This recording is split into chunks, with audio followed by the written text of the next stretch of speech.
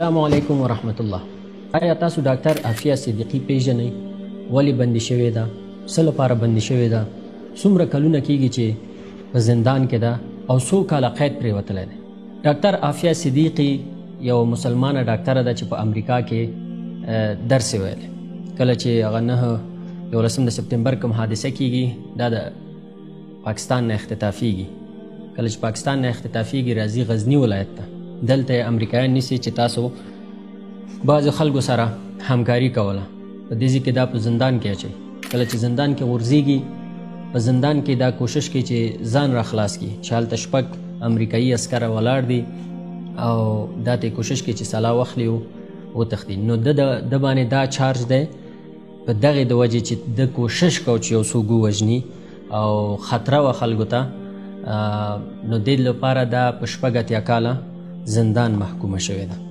په دغه دوره کې په تیر 20 کلونو کې د اجازه نه وه چې د کوم کورنۍ غړي یا څوک وشي کولی دوی سره له نږدې وګوري چې دا څو ورځې مخکې د خور تللی ده او د سره یې لیدنه کړې او خور ته هم حتی اجازه نه ده ورکړې چې نږدې نه سره وګوري. هغه تلیفون باندې خبرې کړي یو بل یې لیدلی دي چې خور یې ویلي چې د 3 غاښونه هم نشته چې د ډېر ظلم او زیاتي د وجې د شکنجه شوې ده په زندان کې او زیاتی ورسره شوی او حتی د خپل ماشومانو پوښتنه کړې چې زما ماشومان څنګه دي، هغوی خو به اوس غټ شوي.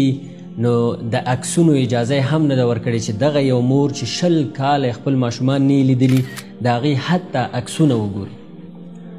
اوس راځو دې ته چې د ښځو حقوقو مدافعین او د بشري حقوقو مدافعین اسلام یو طرف ته پرېږدو، راځئ ووایو چې دغه یو ښځه ده، یو میرمنه ده، هیڅ مسلمان هم نه ده، یو انسانه ده.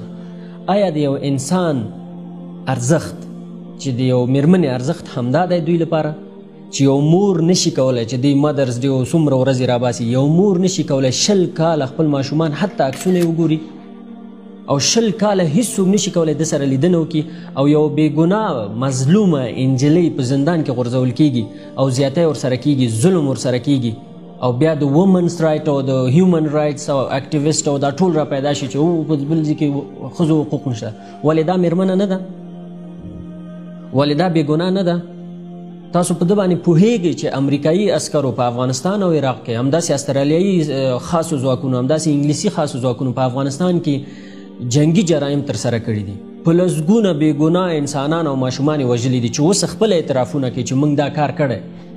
دوی ولې نه محاکمه کیږي؟ د دوی محاکمې اجازه ولې نشته چې یو څوک صرف کوشش د دې کوي چې ځان خلاص کړي او بېګناه هغه بیا د 80 کالو لپاره بندي کیږي؟ د ده کوم وکیل چې دی هغه هم وایي چې دا مظلومه ده. او راځو دې ته چې اسلامي نړۍ چې ځان ته هیوادونه چې ځان ته وایي چې موږ فوجونه لرو، دا لرو، ټانګونه لرو، دفاعي ځواکونه لرو، هر څه لرو، تر ټولو باور وکړي چې تر ټولو بې غیرته همدا اسلامي نړۍ ده. ټول چې څومره اسلامي هیوادونه دي تر ټولو بې غیرته دي، ځکه دوی نشي کولی چې د یو خورکۍ د درد اواز په ټکزاس په زندان کې واوري. ټولو اسلامي حاکمانو، ټولو عربي نړۍ او د ټولو اسلامي هیوادونو حاکمانو مشرانو ته چې دوی ناست په چوکیګانو کې دي، ناست په قدرتونو کې دي، په مزو چرچو کې دي، دوی نشي کولی چې یوه مسلمانه خور د امریکا د زندان نه خلاصه کړي. حتی دا څېړنې شوي دي چې د پاکستان حکومت تر دې دمه رسمي غوښتنه د هغوی نه هم نه ده کړې چې دا باید خلاصه شي. دومره مسلمانان بې غیرته شوي چې د یوې مظلومې خورکۍ آواز نشي پورته کولی، نه څوک مظاهرې کولی شي، نه څوک پاڅېدی شي. تر دې حده اسلامي نړۍ او مسلمانان ذلیله شوي دي، محکومه شوي دي. او ټولو نه بیا د ښځو مدافعین هم هغوی دي، د بشري حقوقو مدافعین هم هغوی دي، انساني حقوقو مدافعین هم هغوی دي، هر څه هغوی دي. نو هیله مې دا ده، هیله مو دا ده د ټولو ورونو نه چې وس او توان لري د دې مظلومې خورکۍ آواز باید پورته کړو.